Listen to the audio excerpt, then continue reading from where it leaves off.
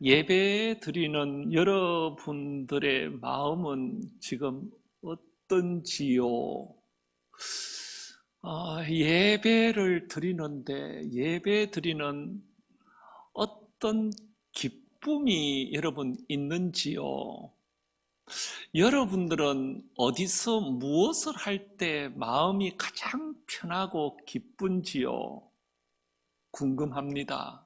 누구를 만나서 무엇을 하면 여러분의 마음에 엔돌핀이 돌고 기쁨이 있습니까?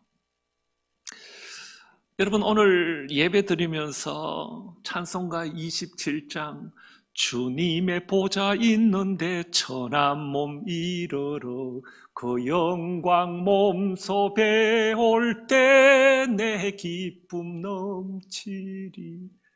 정말 이 기쁨을 여러분 맛보셨습니까? 주님의 보좌 있는데 하루 동안 열심히 지친 몸을 이끌고 주님 앞에 예배로 나와 이 천한 몸이 주님 앞에 예배할 때 주님이 주시는 하늘의 기쁨. 그래서 찬송가는 그 영광 몸소 배울 때 내 기쁨 넘치리, 내 기쁨 넘치리.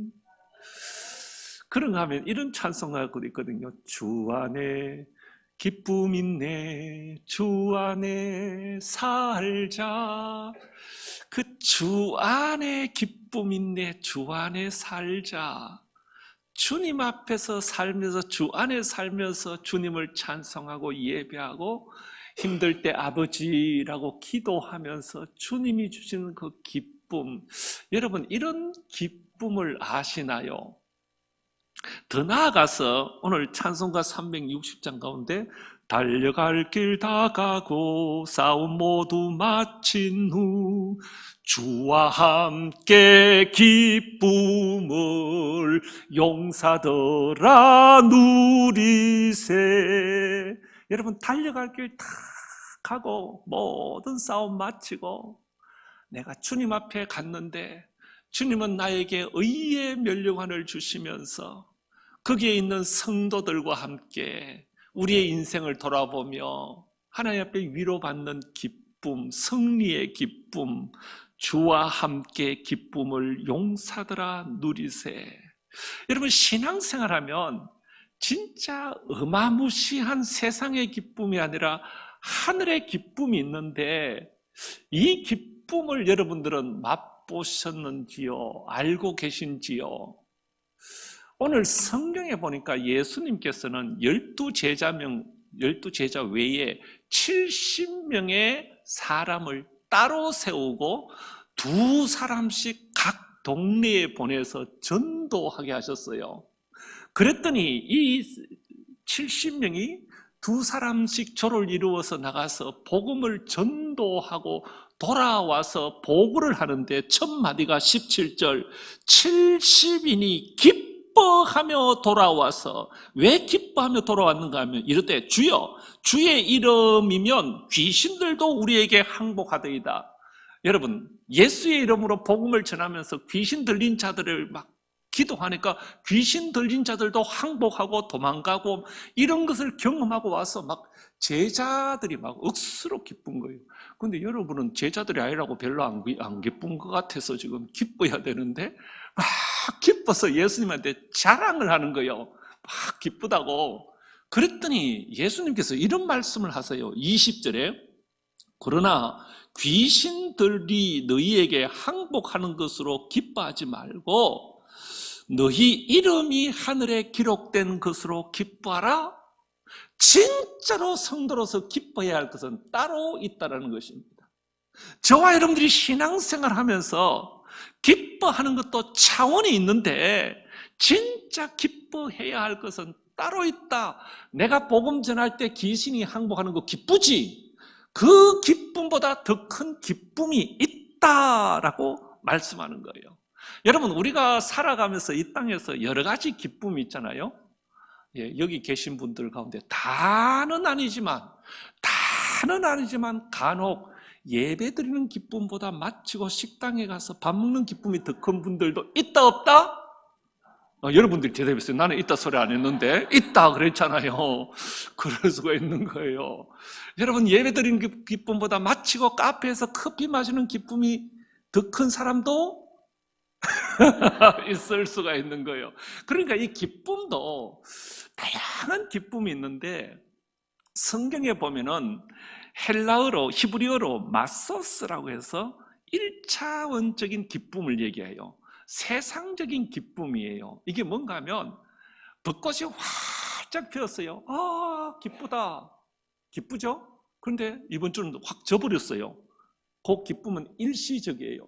배가 고프다. 맛있는 것을 먹었어요. 배가 불러요. 기쁘다. 그런데 내일 또 배가 고파요. 친구를 만나서 수다를 떨더니 마음이 홀가분하고 마음이 개운하다. 내일 또 허전해요. 이런 기쁨은 오래 가지 못합니다. 일시적인 기쁨입니다. 세상이 주는 원초적인 기쁨, 마소스, 이 히브리 사람들이 이런 것을 구별하는데, 이걸 가지고 1차적인 어떤 그런 기쁨, 이렇게 얘기합니다. 그런가 하면 2차적인 기쁨, 헬라어로서는 카라라고 표현을 하고 있는데, 이것은 약간 정신적인 기쁨, 조금 더 나은 기쁨도 이렇게 구별을 하는데, 어떤 건가 하면 강원도 속초시의 한 순대국밥집에 휴가 나온 장병들이 여럿이 모여서 국밥을 막 먹고 있는 거예요. 순대도 시키고.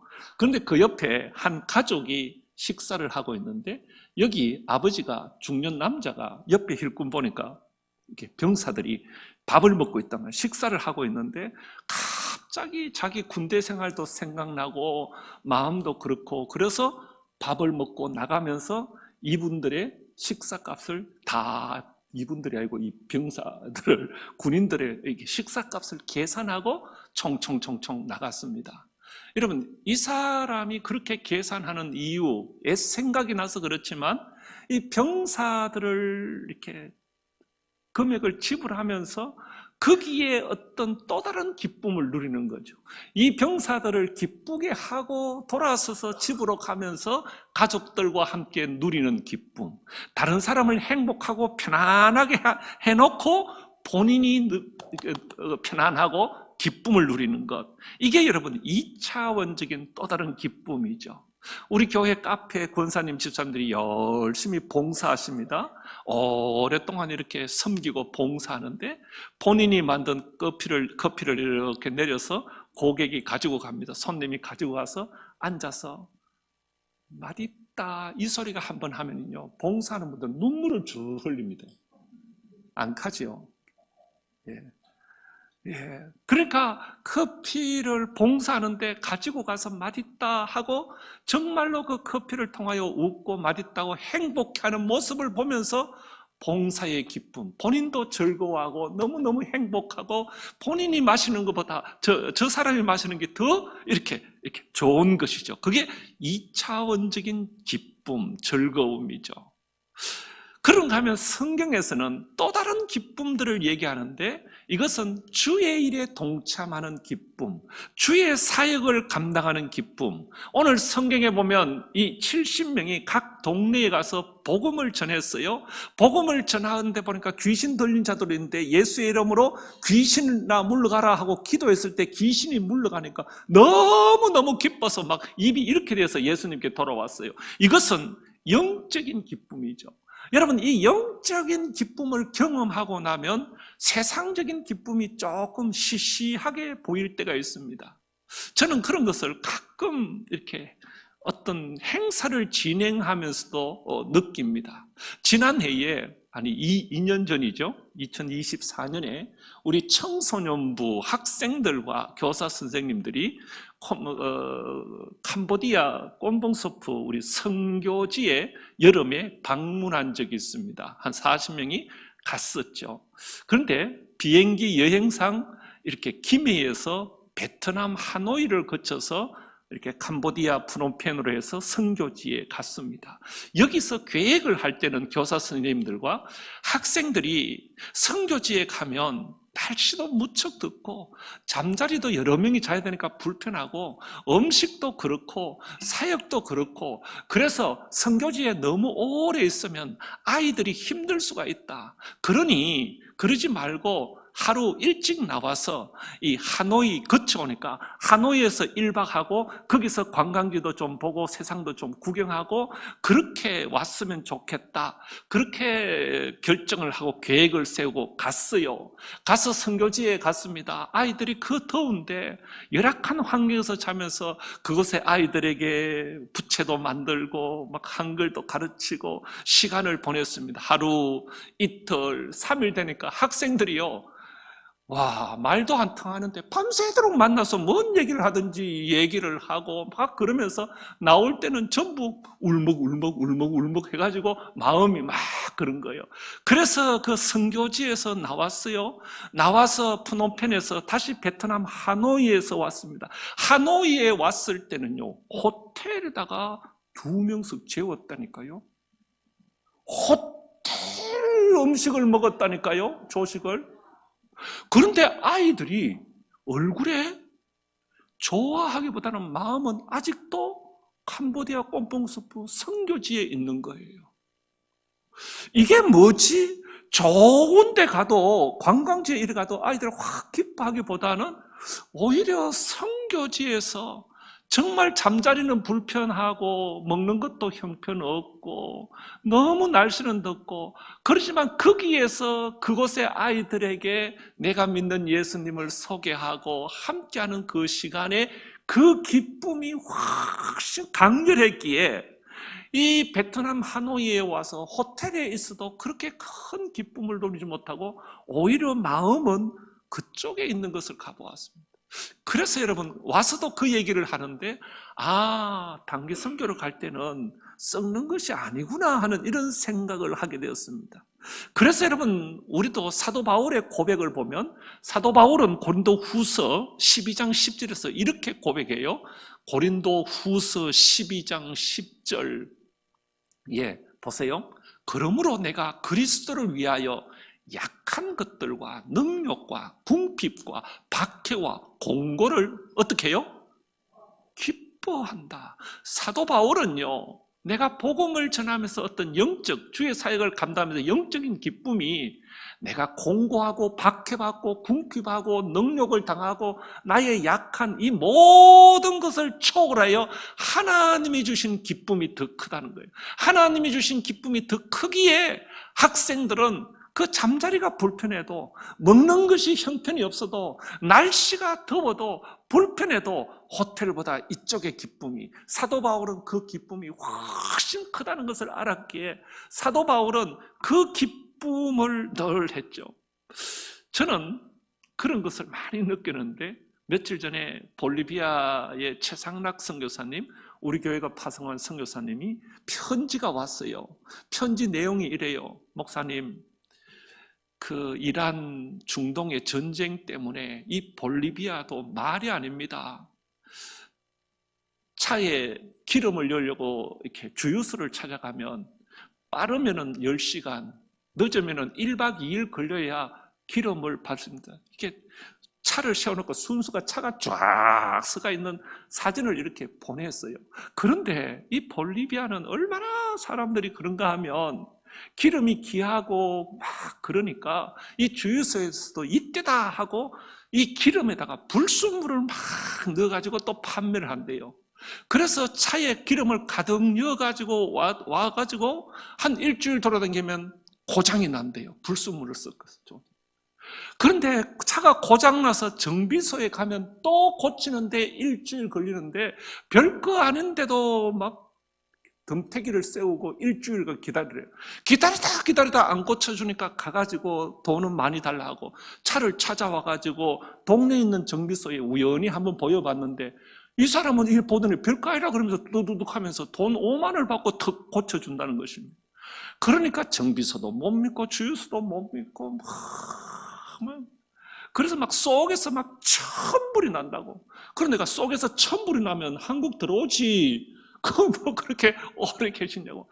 그래도 여러분 그 선교지에서 부인과 약대 공부한 약사인 딸과 사이가 모든 것을 동원해서 유치원을 만들고 초등학교를 만들고 그 볼리비아의 영혼을 구원하기 위하여 애쓰는, 그러니까 그 볼리비아에서 모든 상황과 여건이 너무너무 힘든데도 불구하고 내가 이곳에서 복음을 전하는 하늘의 기쁨, 주의 일을 감당한다는 하늘의 기쁨, 아무것도 모르고 살아가는 저들의 영혼을 깨우는 그 기쁨이 너무 크기에 우리 최상락 선교사가 거기서 평생을 가족들이 함께 거기에서 선교 사역을 감당하고 있는 것이죠. 이것이 주의 일을 하는 기쁨, 영적인 기쁨입니다. 그런데 오늘 본문에는 이런저런 기쁨이 아니라 4차원적인 기쁨, 예수 믿는 우리에게 원천적인 기쁨, 이 기쁨을 우리에게 소개하면서 너희에게 이런 기쁨이 있나? 제자들이요, 복음을 전하고 전도하고 와서 막 귀신들도 도망가나이다 하고 막 기뻐할 때에 귀하다. 그런데 20절 마지막에 그러나 귀신들이 너희에게 항복하는 것으로 기뻐하지 말고 너희 이름이 하늘에 기록된 것으로 기뻐하라. 너희의 이름이 아버지의 하늘나라 생명책에 아버지 품에 기억되는 것으로 너가 진짜 기뻐해. 이 기쁨이 뭔가 하면 문자적으로는요, 내가 구원받은 기쁨, 하나님의 자녀된 기쁨, 죄사함 받은 기쁨, 내 이름이 아버지가 기억하는 하늘 생명책에 있는 기쁨, 이 기쁨을 의미하고 있는 것입니다. 그러니까 제자들이 막 귀신이 나가는 걸 보고 이 사건을 보고 기뻐하는데 이 기쁨은 일시적이야. 귀신을 쫓아냈다라고 하지만 이 사람이 원천적으로 변하지 않으면 그 기쁨도 잠시야. 여기에 대해서 오스카 와일드라는 분은 그의 단편 소설에서 소설을 썼는데, 오스카 와일드가 어떤 소설을 쓰는가 하면 성경에서 수많은 사람들이 예수님께 치유받고 고침받고 회복되었는데 그 이후는 어떻게 되었을까? 그 이후에. 그러면서 이 오스카 와일드는 예수님께 고침받은 사람들의 삶을 이렇게 추적하는 거예요. 그래서 예수님이 한 번은 거리를 나가는데 술 중독자, 알코올 중독자 주정뱅이를 만났어요. 너 그 사람 아니야? 예, 예수님. 제가 옛날에 다리가 많이 아팠죠. 쩔룩쩔룩 그러면서 한평생 힘들게 거지 생활하며 그렇게 살았죠. 너 그런데 나한테 고침받았는데 왜 이렇게 살아? 그랬더니 이 사람 하는 말이, 나는 평생으로 거지로 살았습니다. 가진 돈도 없고 기술도 없고 아무것도 없으니 나를 써준 사람이 아무도 없습니다. 그래서 제가 술 마시고 이렇게 사는 겁니다. 여러분 보세요. 기적을 경험해도 그 기쁨은 잠시예요. 진짜는 이 기적을 통하여 주님께서 새 사람 되기를 원했고 변화될 때에 참된 기쁨이 있는 것입니다. 한 여인을 만났습니다. 거리에서 몸을 파는 그런 여인이었습니다. 예수님이 이 여인을 만나가 보았습니다. 아니, 그대는 지난번에 귀신 들려서 고생하지 않았나? 내가 귀신을 내쫓아 주었는데 어찌 이렇게 산단 말인가? 이 여인이 대답을 합니다. 내가 귀신을 내쫓았죠. 그런데 사람들은 아직도 나를 보고 쑥덕쑥덕 귀신 들린 자라고 얘기하고 무시하고 상대해 주지 않습니다. 그래서 내가 시집도 못 가고 이렇게 사는데 이렇게 살 수밖에 없습니다. 여러분 보세요. 기적을 경험하는 기쁨도 크지만 진짜 기적을 베푼 이유는 주님께서 그것을 통하여 우리가 진실로 변화되고 새롭게 될 때에 그 기적이 기적이고 우리의 마음속에 참된 기쁨이 있는 것이죠. 그래서 예수님은 십자가상에 돌아가실 때에 정말로 은혜 입은 사람은 십자가 밑에 없었습니다. 예수님께 10명의 문둥병이 고침받았지만 한 사람만 감사하고 9명은 보이지 않았습니다. 정말로 이 기적을 기쁨은 기적이 기쁨 되기를 원한다면 이 기적을 통하여 하나님이 이런 뜻이 있구나, 이런 계획이 있구나, 내가 정말 이렇게 변화하기를 원하구나, 이걸 깨닫고 변화할 때 이게 여러분 진짜 기쁨이죠. 하나님의 큰 축복을 경험하는 것은 좋은 일입니다. 성령님의 은사와 능력을 받는 것은 좋은 일입니다. 그러나 그것만 가지고 좋아하면 안 됩니다. 이것을 통하여 하나님의 뜻을 분별하고 나를 향한, 우리 교회를 향한 하나님의 뜻을 알 때에, 그것을 알 때 그 기쁨이 오래 가는 것이죠. 자는 것 같은데 볼게요. 한 가지 얘기만 하고 마치겠습니다. 아프리카에 한 부족이 있는데 여기는 남자들이 결혼을 할 때 신부 여자를 데리고 오면 지참금으로 소를 보내든지 짐승, 양이나 이렇게 염소를 이렇게 보내야 신부를 이렇게 데려오는 거예요. 젊은 여자, 예쁜 여자 같으면 지참금이 더 많은 거예요. 그런데 이 마을에 노처녀가 이렇게 있었는데 아무도 거들떠보지 않는데 그 마을의 추장 아들이 이 노처녀에게 마음을 가지고 결혼을 이렇게 요청하면서 지참금을 보내는데 소 7마리를 보냈어요. 평균 2마리, 3마리가 많은데 7마리를 보내니까 너무너무 이렇게 이랬어요. 그래서 이 추장 아들과 함께 이 나이 많은 여자가 결혼을 했어요. 첫날 밤이 되었습니다. 이 신부가 남편에게 묻습니다. 왜 나와 결혼합니까? 어떻게 해서 지참금을 소 7마리나 보냅니까? 이렇게 물었더니 신랑이 하는 대답이 당신은 나에게 있어 세상에 하나뿐인 여자요. 나에게 소가 많았더라면 전부를 보냈을 건데 나에게 있는 소가 7마리밖에 없어서 7마리밖에 보내지 못했어. 이 여자가 까무러쳤습니다. 이야, 세상에 이런 남자가 있나? 내 평생 이 남자를 위하여 이 여자의 가치가 달라졌어요. 모든 것이 달라지고 남편을 사랑하게 되었고 훗날 이 남편이 그 마을의 추장이 되어서 아름다운 일을 감당하게 되었습니다. 여러분, 그 어떤 가치를 알아줄 때에 이 여인이 이 추장의 그 아들의 말을 듣고 얼마나 속으로 기뻤겠어요. 화장실에 가서 10번 안 웃었겠습니까? 봉 잡았다, 떼기 잡았다. 이야, 어떤 원천적인 기쁨이 일어나지 않겠어요? 그런데 여러분 아십니까? 하나님은 죄인된 우리들을 살리고자 아주 값비싼 대가를 지불하셨습니다.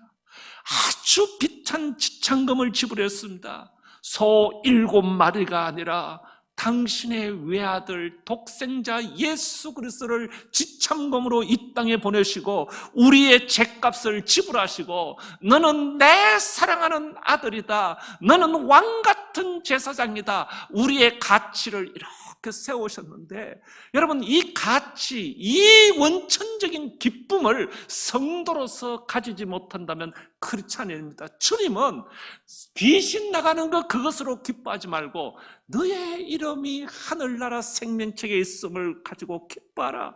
너의 마음과 네 생각이 아버지의 품에 있음을 그걸 가지고 기뻐하라, 기뻐하라 이렇게 말씀하고 있습니다. 사랑하는 동일교회 교회 여러분, 이 기쁨이 원천적인 성도의 기쁨이고 이것이 진짜의 4차원적인 기쁨이죠. 묵상하면 묵상할수록 내 의식 무의식 깊은 곳에서 나 같은 죄인을 주님 구원하셨다. 나 같은 주님을 하나님 부르셨다. 나 같은 죄인을 주님은 성도라고 괜찮다라고 받아주셨다. 하늘나라에 내 이름에 생명책이 있어 죄에서 자유함을 허락하시고 내가 뭔데? 이것을 경험한 하박국 선지자는 하박국 3장 17절에서 포도나무에 열매가 없고 감람나무에 소출이 없고 밭에 먹을 것이 없고 우리의 양이 없고 외양간에 소가 없을지라도 나는 여호와로 인하여 즐거워하며 나는 여호와로 인하여 나의 구원의 하나님으로 말미암아 기뻐하리로다 하고 하나님 앞에 감사하며 기뻐하는 것을 보게 됩니다. 이게 여러분 주님이 말씀하는 하늘나라에 내 이름이 있음을 대하여 기뻐하는 것입니다. 이 추장 아들에게 시집 온 이 여인, 그 남자가 첫날 밤에 나는 당신을 세상에 누구보다 사랑하여 나에게 있는 것이 소 7마리가 아니라 더 많았다면 그것까지도 보냈을 것이다라는 이 고백을 들었을 때 이 여인은 그의 앞으로의 삶이 얼마나 행복했을까요? 이거보다 더 든든한 은혜가 어디 있을까요? 주님은 이거보다 더 간절하게 당신의 아들 예수 그리스도를 이 땅에 보내주셔서 죄값으로 지불하시고 우리들을 향하여 너의 이름이 생명책에 있어 나는 너를 구원하기를 원해. 너는 평생 나의 자녀야. 하고 말씀하시는데 그 말씀을 듣고 내 내면의 깊은 곳에서 주님을 향하여 찬송하고 고백할 때에 여러분 우리들 마음속에는 또 다른 원천적인 기쁨이 넘치리라 확신합니다. 이 기쁨이, 이 은혜가 우리 모두에게 있기를 간절히 소망합니다. 하나님 아버지, 세상에는 여러 가지의 빛깔의 기쁨들이 있습니다. 세상의 기쁨은 잠시 왔다가 없어집니다. 그러나 천국의 기쁨, 영생의 기쁨, 아버지가 주시는 기쁨, 하늘나라의 생명책에 있는 요단강 건너서 주님과 함께하는 기쁨, 하나님 이런 기쁨을 알아가게 하시고 우리가 소개받게 하시고 그 기쁨을 어렴풋이 맛보게 하심 감사함을 드립니다. 우리가 흔들리는 세상의 기쁨에 흔들리는 인생이 아니라 주님이 주신 기쁨으로 날마다 묵상하며 깊이 생각할 때 그 은혜에 감격하여 기뻐하는 우리 성도들 되게 하여 주옵소서. 우리 구주 예수 그리스도의 이름으로 기도드리옵나이다. 아멘.